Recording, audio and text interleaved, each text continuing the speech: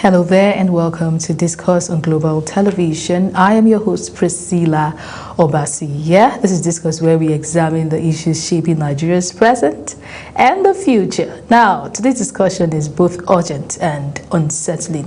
We're talking about the recent killing in Kwara State, and it has once again brought international and national attention to the growing security across the country and raised critical questions about our governance, about our public safety, and the stability of our nation.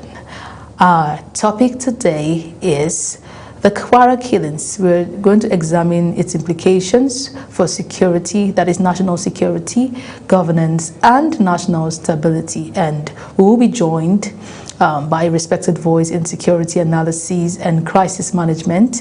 He is none other but Dr. Jonathan Onoje Isaac, a corporate security consultant, a forensic expert, and a public intellectual with decades of experience in security intelligence, in risk assessment, and policy advisory. You get to see our guests after this break. Don't go anywhere, please. Stay with us.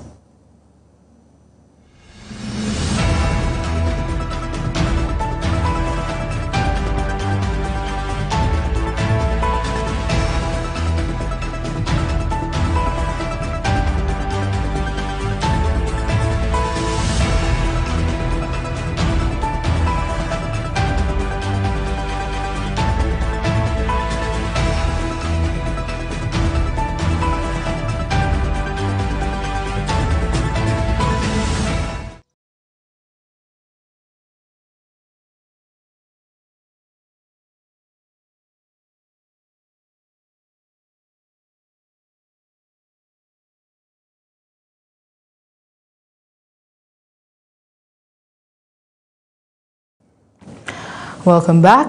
Before we went on that break, we said we are talking about the recent Kwara killings, and today we'll be examining the implications on national security, governance, and national stability. We said we're joined with, or by, one of the leading and respected voices in security analysis and crisis management. He is Dr.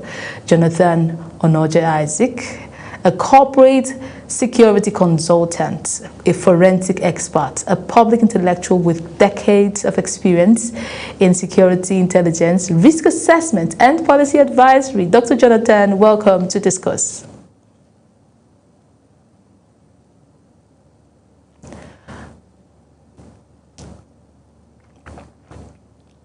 Okay, sir, I can't seem to hear you.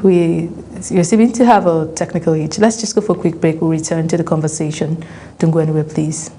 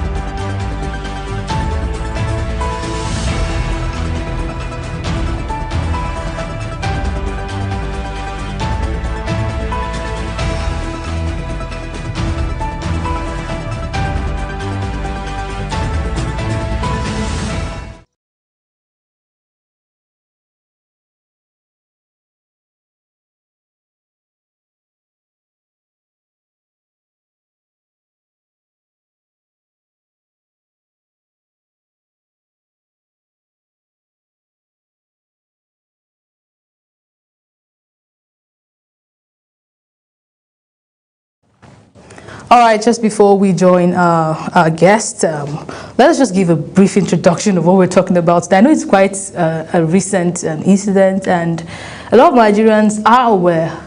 Yeah, and some other Nigerians are yet to be aware. When I say aware, I don't mean just knowing about the news, but the details about the situation. Yeah, and the discussion actually centers on a deeply troubling development. Now, the recent killings in Kwara State, what it reveals about Nigeria's broader security challenges beyond the immediate tragedy. Now, this incident for me raises urgent questions about the effectiveness of our security system. For a while, we have been trying to tackle insecurity in Nigeria. Over the Christmas period, over the end of last year, we had a back-to-back of, the infiltration of this bandits, led to some being captured, eventually some released. And while the year wrapped up, we thought it would wrap up the whole insecurity, wraps up with the whole insecurity. But a shocker comes to us at this point with over 100 people dead in Kwara State. Now, beyond the immediate tragedy, the incident is raising urgent questions about the effectiveness of our security system. What do we have to do? Why are some terrains left unattended to? How come it is so accessible to bandits, even after repeated occurrences in some settlements in Nigeria?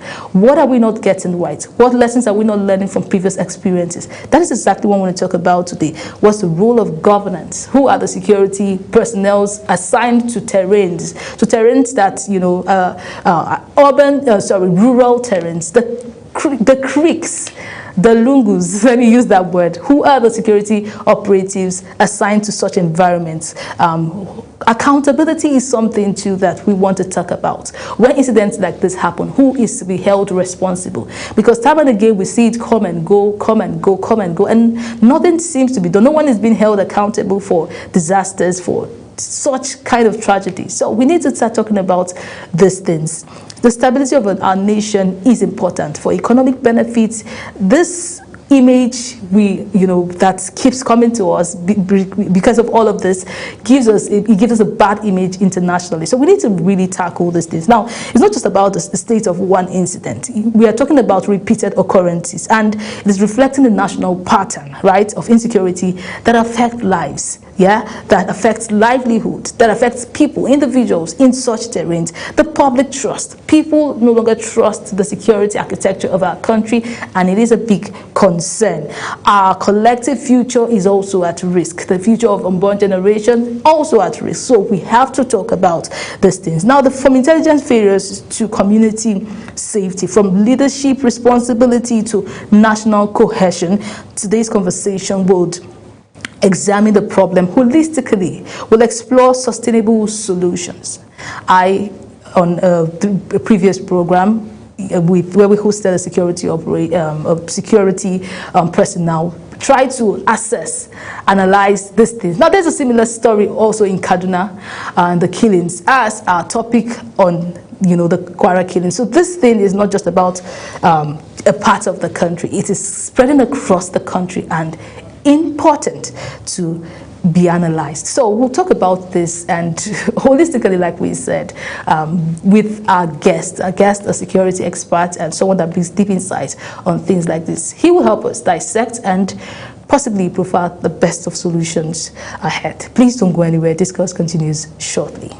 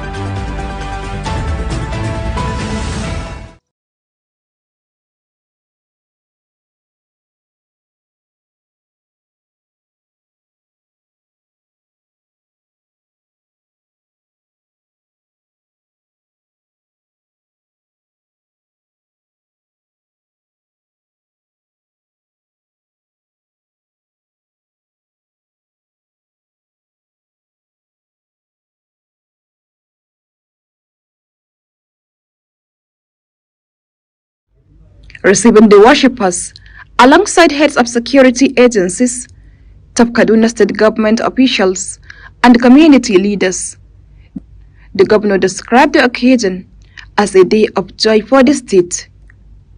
He said the safe return of all the abducted worshippers vindicated the quiet but relentless efforts of the state government and the security agencies. Governor Obasani described the kidnapping as a shock, particularly after what he had been over 2 years of sustained peace resulting from close collaboration between the Kaduna state government and security agencies to protect lives and property. I'm happy to announce that all of them have been certified medically fit and they have all returned home and they are at home now.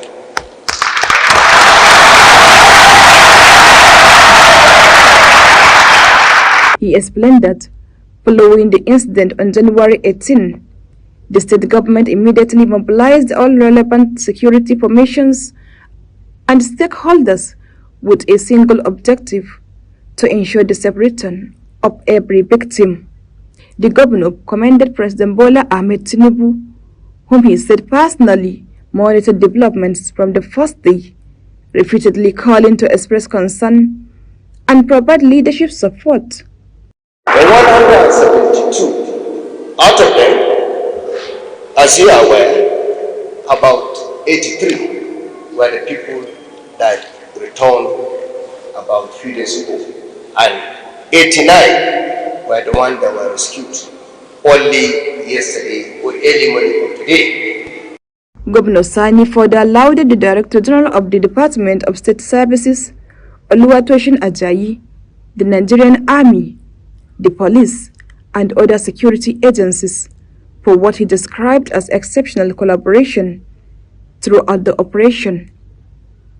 Zahra Unasr, reporting for Global TV.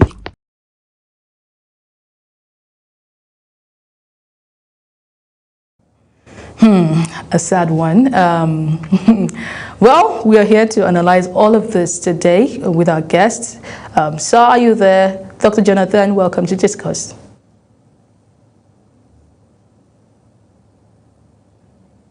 Thank you for having me. Okay, so let's talk about the basics. From your professional assessment, what is the Kwara killings, the incident, the recent incident in Kwara State, what does it tell us about the current security climate in Nigeria? The network is a bit fluctuating.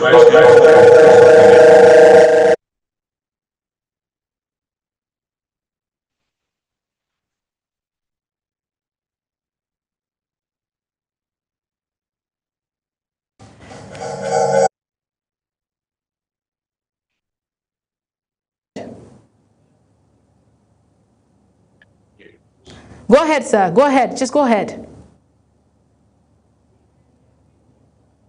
Okay, I can hear you a bit better now. Can you help me come with the questions again, please? Assessment.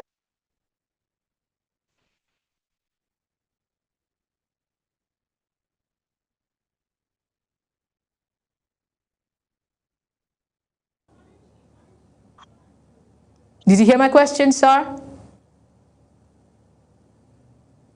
The network is a bit bad but I don't know if you can hear me over there because I can hear you. I can hear you, sir. I can hear you, sir. Fantastic. Can you come up with a question again, please? I said, from your professional assessment, what does the Kwara killings, the recent Kwara killing incident, tell us about the country's current security climate? All right, thank you. First, let me commiserate with the families that have lost their loved ones in Kwara State. And also, let me commiserate with the government of Kwara State. Let me commiserate also with the government of the day and the President of the Federal Republic of Nigeria, His Excellency President Bola Ahmed Tinubu, and the Commander-in-Chief of the Armed Forces as well. With what has happened in Kwara and also in Castina, it undermines our security intelligence in this country. It has further exposed the weakness of our national security formations and architecture. If you study the environment in Kwara State before now, there were intelligence and even allegations of these bandits, terrorists, sending letters and informations of days of attacks. And these have been ongoing, and it will it will be an insult to the sensibilities of Nigeria that a state or local government that have been receiving this kind of informations and intelligence and sharing with the security agencies over the months could not do anything until over 70 persons are killed. Some quarters have reported about one and something. The official report from the police, as of this morning, says over 70 persons. To me, what has happened in Kwara State is a slap on our national security. Sending troops to Kwara State will not be the solution to the problem. Sending police formations and all of that to Kwara State will not be the solution to the problem. How through have we been committed to the solution? How through have we been committed to the fight and the struggle against insecurity? It happened in Yorata in Benue State, and since then it has also been happening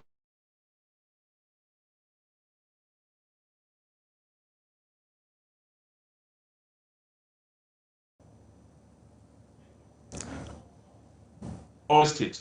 And just Are you there, after this, sir? after their visit, they will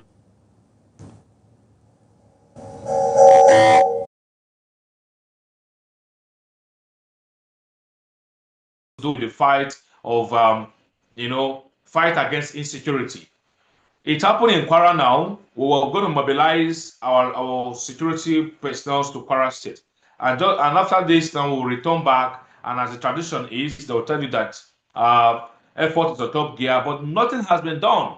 We've not achieved anything. And if the international communities, particularly the United States of America, could sit down in as far as United States of America and look at the geographical space of our country and be able to target terrorists, their base, and call it a precise operation. What then happened to a country like Nigeria that we are physically on ground and we cannot combat our enemies? It then means that we are not committed. There's lack of commitment to the fight against security. And like a lawmaker have said before, they have made it like is a cash cow business. And this is why insecurity as it is have never come to an end in this country. They'll tell you before now the military told that they have neutralized hundreds and thousands of bandits. And just weeks after, months after, we are hearing this sort of incidents. And to me, the president will not rely on the kinetic force alone. We must look at the root causes of what is happening, where citizens are forced to begin to negotiate with bandits. And to me, this is not what we want as a country. Would you describe this as an isolated criminal act or part of a larger security pattern? Well, it's a combination of an isolated security operations, but again, to me, it's a pattern that have already been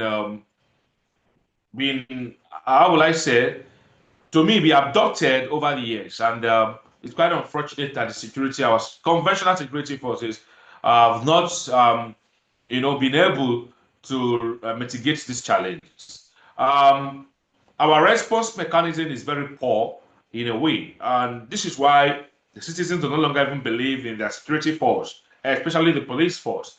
Where this happened, there's a divisional police headquarters in that state, that local government.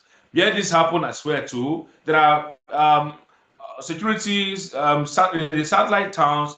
There are security formations like outposts, security outposts, police outposts, and all of that. What we are there doing, where people will operate for over about 10 hours, and there won't be, response of even how one person or two persons have been arrested with this, and nobody will be, and they will be hearing stories of how they were overpowered with firearms and all of this. So to me, it's honestly bring us to the point that Nigeria truly is a country of particular concern, just as we've been designated. And if nothing is done, and like many Nigerians have been agitating for the international communities to come in, like particularly the United States of America to come in and help with so many things. Though there have been arguments in some quarters, to me this may happen because we won't continue to bury loved ones overnight. 70 persons are killed in Yelwata, 200 persons, and every day the story remains the same. So if nothing is done to keep this or to reduce this to the barest minimum, I think the best alternative would be that one, the citizens begin to take defense for themselves. Two, there will be need for the international communities and particularly the United States of America to come in full force. So to me, this is a combination of, to me, the operations that have been over the years and then the new tactics that they have just deployed.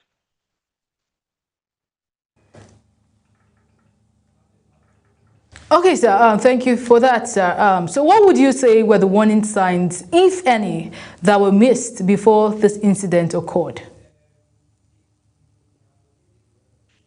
The warning signs, like I earlier said, were the intelligence that unfortunately were not processed by our intelligence communities. We have the letters that were sent with respect to intelligence from the communities to the security agencies, informing them of the plans and the planned attack that they received those credible intelligence that look, the communities are under siege and that in no distant time they may attack the communities. These were intelligence. These are warning signs that the locals have, and they also in sometimes in some quarters they even pay ransoms for their own safety. These are all early warning signs that the security agencies would have processed and would have acted on it swiftly. But like I said, response time. This is a country where should there be robbery in a particular place, call the Nigerian police. The national emergency number 1122. Is it effective? You will call and nothing will happen. So this is how bad it is that we would continue to talk about response mechanism that we lack. We all saw it in the Kaduna Abuja train attack years back. The response mechanism was poor even when there were promises of they're going to have an helicopter accompanying trains that is going to be moving from destination A to B. But we didn't see that in the Abuja Kaduna train attack. So we did see in the Kuje prison attack. So we didn't also see in some of the attacks, like even in Yelwata, like I kept mentioning. Today, there are still attacks in Katsina, in Kaduna, and in Niger State. What have been the response mechanism? There's no response mechanism. And this is why I say that Nigeria is lacking behind when it comes to do with intelligence and response mechanism globally. Otherwise, an operation that lasted for 10 hours, we didn't see anything. And there were early warning signs, like I keep mentioning. What happened to the intelligence from the natives? What happened to the intelligence from our intelligence communities? What happened to the police? All of these things, when they got those informations of the attacks that are going to happen in this local government in Kwara State, why didn't they prepare? Were they stop and start prior to this incident? The answer is no. Were there intelligence combing of where are they? The answer is no. The bandits, the terrorists have been living in Kwara State. These police people, the police authorities know where they are. The government of the day also know where they are. Why is it difficult for them to go to where they are and bring them out? It's quite unfortunate that we are not serious and concerned about the welfare and the security of our country, of our citizens. What we are concerned about is about our selfish and our greed, how we can continue to satisfy our greed. Politicians who are saddled with the responsibilities and executives who are saddled with the responsibilities of protecting the lives and properties of Nigeria have failed Rather, they are concerned about 2027, going around campaigning to see how they can, galvanize vote for our people. Where these attacks happened, there is a local government chairman, there's a House of Rep member, there's a State House Assembly member, there's a senator representing these people, there's a governor.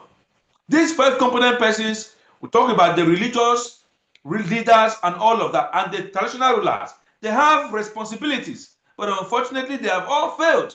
And that is why we are having it so bad that insecurity can no longer be an issue that we can discuss on national television, and the solution will be solved, will be adhered to, because they have their own agenda. Those in government also have their own agenda, and they don't care about what you and I say here. What they care is what they care about is by what gives them money, what brings money to their pockets. So until there's consequences for compromise, we won't have anything, because up to this very moment, the police IGP, the Inspector General of Police, is still in power.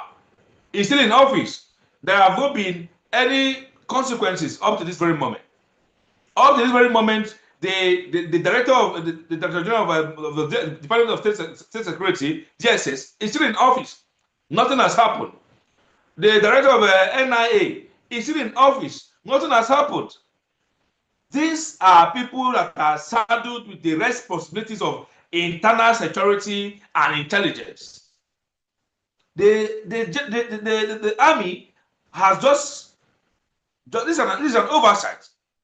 They're basically supposed to be there to protect the territorial integrity of the country. But when it has to do with the safety, the security, the internal safety, internal security of the country, is about the police. And not at this very moment, the police have not done anything.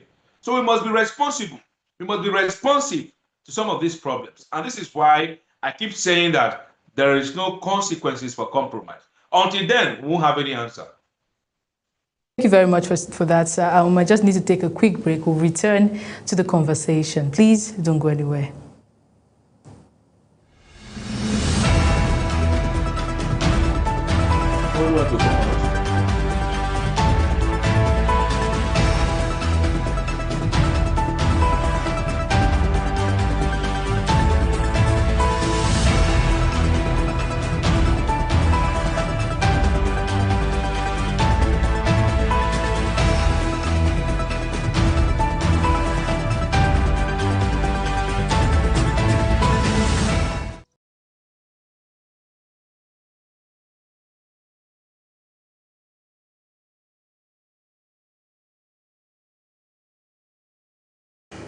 A very big thank you for still being here with us. We're talking about the Kwara killings, implications on our national security, governance at large, and our national stability. We're still joined with our guest, a security expert. Thank you so much, sir, for still being here with us.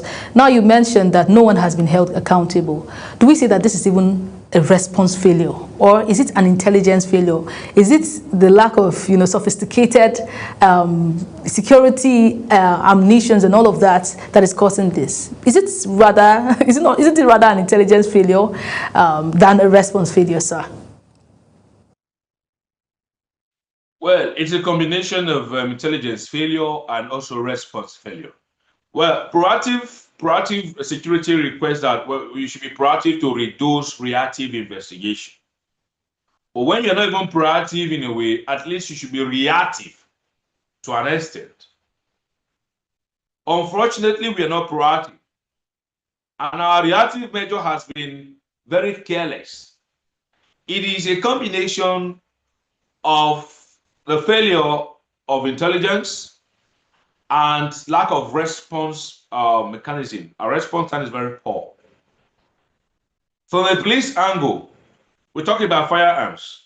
The firearms in this question, the official firearms of the police is the AK-47 and the MG24 machine guns and all of that. These guys in the bush, they have GPMG, they have sophisticated weapons. We don't even have what it takes, 1/4 of what those guys have to, to match them. We can't match them when it comes to talk about firearms. But our intelligence and our training should differentiate the kind of operation that our personnel, our conventional security personnel, should engage with. The intelligence failure in this instance is that when you know where they are, you know their plannings. Before there will be this attack, the people gathered in the community, they have a date of this attack. They have a meeting to discuss when this attack is going to happen. They met in a particular location of when and how it is going to go. This is where the intelligence fails. If we have, accurate intelligence leading to operations, then we're going to have less casualty and disperse them on time. The response would have been effective. Response will come when there's accurate intelligence. But again, like I earlier mentioned, we are not concerned about the security of our people. Even right in your studio, right in my home now, if there's an emergency and I need to call on the police, it will take almost 3-4 hours for them to come. Is that the global standard? Is that a global standard for response? So this is where we are talking about intelligence, combination of intelligence and the response. We are afraid of the intelligence and also the response too. The response time was very poor. If the response time was adequate and timely, it would have reduced the numbers of casualties. Killing, even no matter what it is, no matter what it is, the numbers of arms and the kind of arms they possess, killing 70 persons will not just going to be in a jiffy. It's not something you do in 1 minute. Killing 70 persons is not something you're going to do in 2 minutes. If there are response time, if there's adequate and timely response time, it will reduce the numbers of casualties, 1. 2, it will lead to arrest of the perpetrators. Up to this very moment, from last week, Tuesday night to Wednesday, no individual has been arrested. Today, Friday. No individual has been arrested in connection to this. So what level, and then you give them for Nancy Monday, they parade some kind of suspect that they are in connection to what has happened in Kwara. This is a reactive investigation that is even meaningless to whatever they're going to do. To me, our intelligence is lacking behind. But one thing that I wonder about is that this intelligence have the capacity to go all on and go and get people like the Malamis of this world, the Nnamdi Kanu of this world, the Sunday Igbohos of this world. They brag so much in bringing these people to book. But when it has to do with those that are killing our people, many children in their sleep, they don't have the intelligence. This is why I often say that what is killing the beings lives in the beings. The compromise from our security agencies is nothing near to whatever is happening even within the terrorists. The real actors of what is happening to us is within the security agency. Somebody within gives them the information. Somebody within gives them the map. Somebody within tells them what to do. The money for paying for ransoms in this country has tripled our budget. The money paid for ransoms in this country has tripled our budget, taken from the statistics of international amnesty for international standards. What we are paying for ransoms in this country can pay for our budget for years.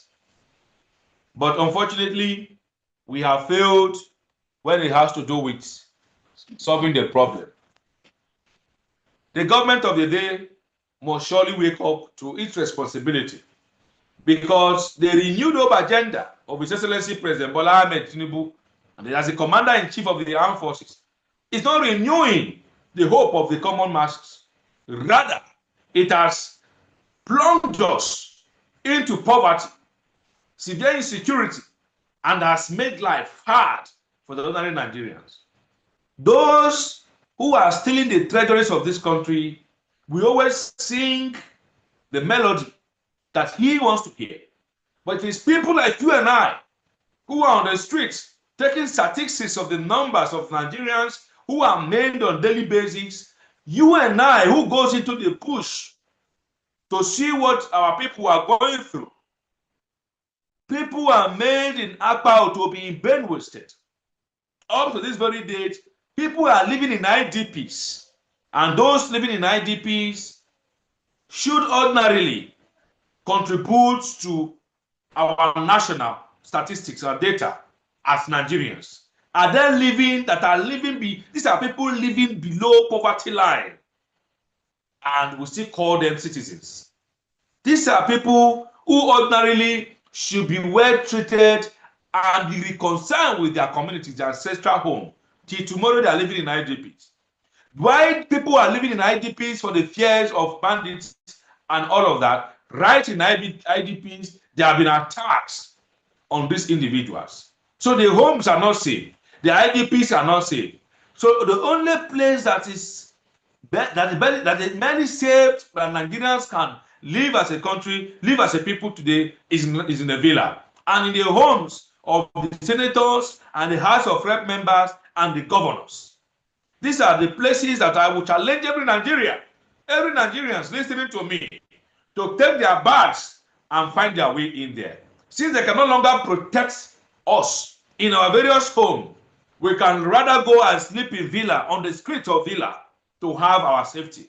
We can go to the government house to sleep in the streets of government house, or to sleep on a coach car to have our safety.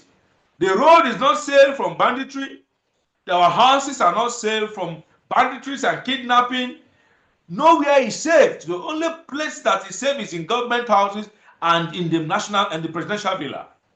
And their convoys are the most safer, because the ordinary Nigerian cannot travel on the streets or even on the streets of Abuja. This is how bad we have lived in a country that supposedly is supposed to be protecting its citizens.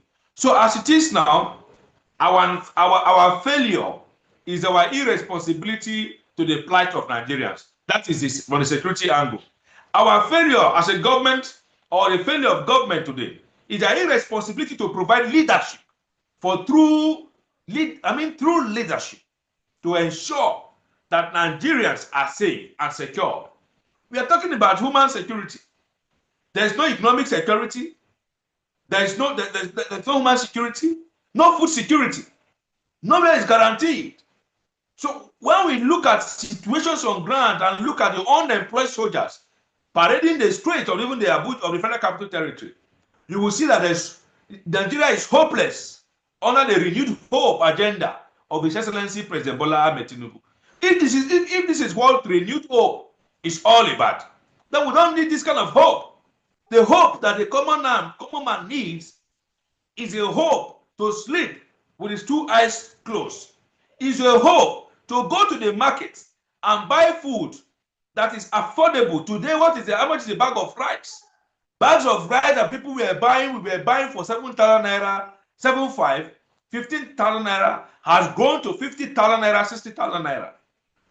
This rice we're talking about are not the kind of rice that Mr. President even eats. Today, you cannot travel from your studio to Lagos by road, and you may not be able to afford the air ticket that is skyrocketed. So, I think the government is enjoying more banditry, because the more there's issue of insecurity, the more the budgeting system grows. And this is why a lawmaker have said it's a cash cow business. So what is the hope? Where is the hope under the renewed hope? We must ask ourselves this question. Are we really seeing hope? Is there hope for the common masses? Where 70 persons will be killed overnight? Where is the hope? Where 19 persons are killed in Katsina State? Where is the hope? Where 200 persons are killed in Yelwata? Where is the hope? Where persons are killed in Otukpo, Akpa Otobi recently? Where is the hope? Where persons are kidnapped from their homes right in the Federal Capital Territory? the seat of power. This is where the whole diplomats are residing. And yet, we can't have a functional camera systems or drone manning the seat of power for 24 hours. We are not concerned about anything security. We are rather enjoying the insecurity that we have brought on ourselves. And Mr. President must know that the world is watching. Very importantly, heaven is watching.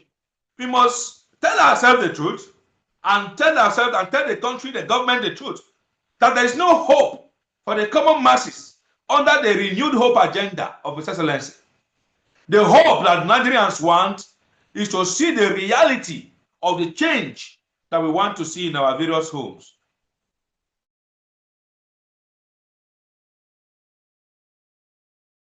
Numbers. We're still having conflicting figures. The Red Cross came out with its figure, 168. The lawmakers in the state came out with their own figures, I think about 30-something or 50-something. I'm talking about the deaths though, number of persons that were killed, and I'm hearing 70-something from you. Why the conflicting numbers, sir?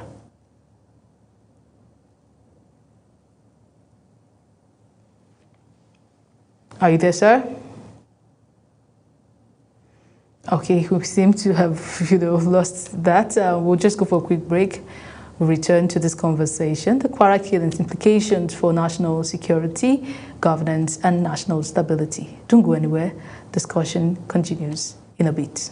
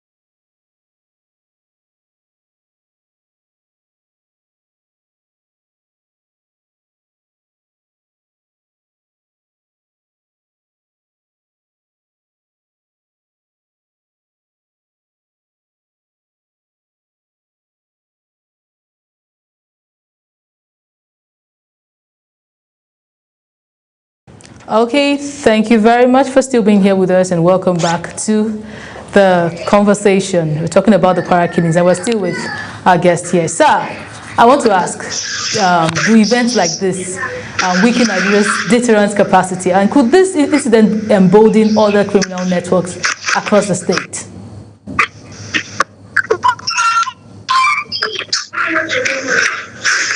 Did you get my question, sir?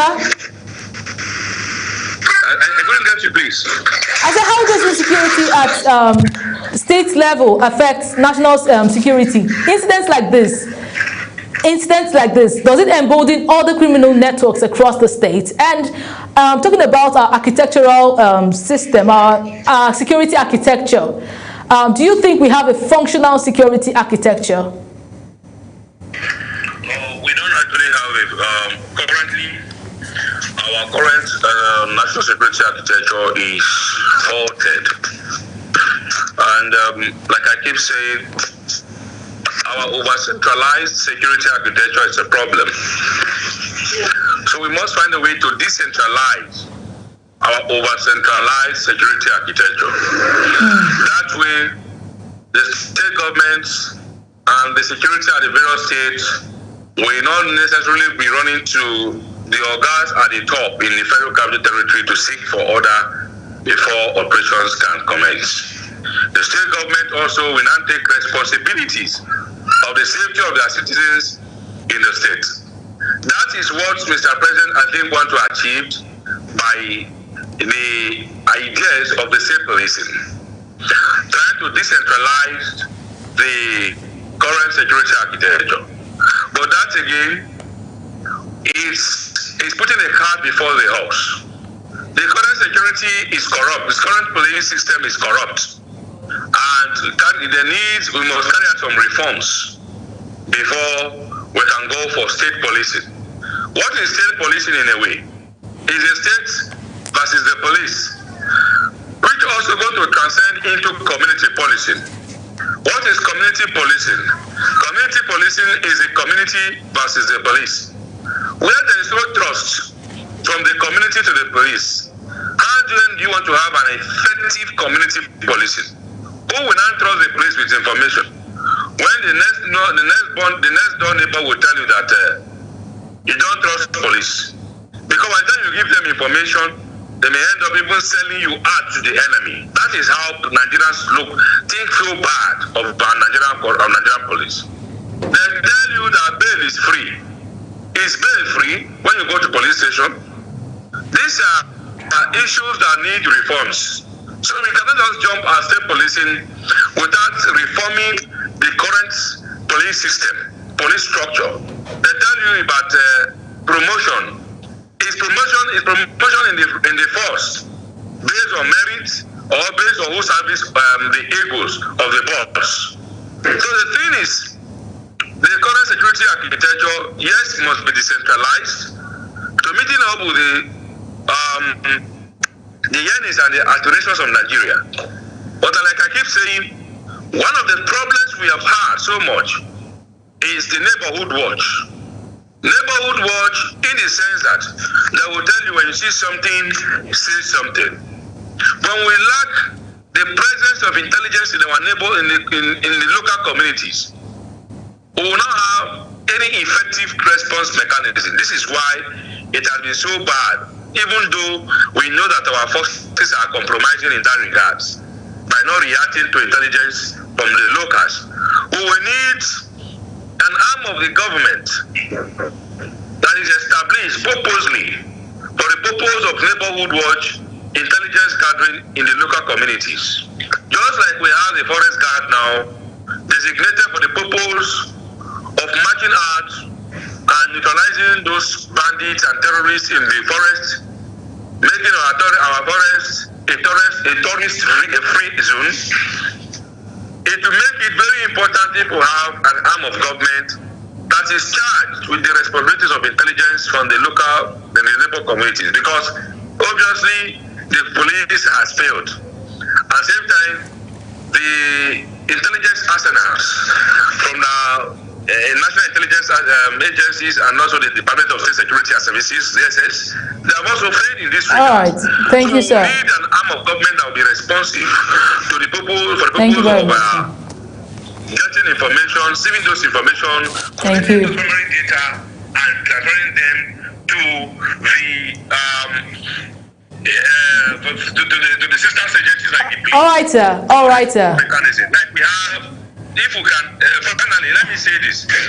Just like we have the forest guard doing that justice in the forest, it will also be a good one if we have like people like the Peace Corps of Nigeria, whose bill is before the National Assembly, particularly the Senate, for concurrence, if we have these people on board for the purpose of intelligence, collecting those intelligence from the from the local communities and also in our schools and colleges, it will help to reduce Thank you, sir. some of those Thank you, sir. Incidents. Thank you very much, sir. Thank you, Dr. Jonathan Onoja Isaac. Thank you for your valuable insight. The Kwara killings is something that reminds us not just about a government issue, but national priority and governance tests. It's also something of human concern. The lives lost are a call to action, and for sympathy alone, not just for that, but for reform, accountability, and collective responsibility. I want to say thank you, Doctor, for joining us on the conversation. This conversation is not something that we can exhaust within this space, but the conversation continues. Thank you, sir, for being on the show. And thank you, viewers, for being here up till this time. It's our responsibility. You are first your security operative, so make sure to stay safe out there. I still remain your host, Priscilla Obasi, and this has been Discourse on Global Television. Global Television continues with the rest of its programs. Please stay tuned.